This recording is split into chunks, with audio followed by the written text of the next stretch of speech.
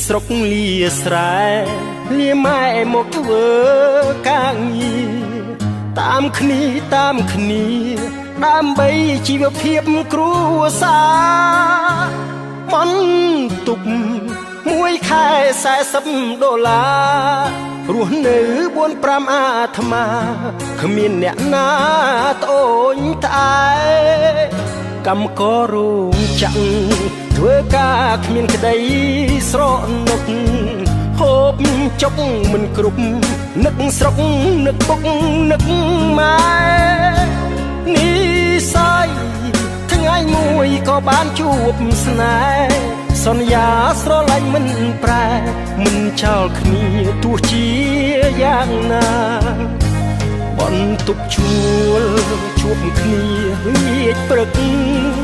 ឥឡូវសតរំពៀង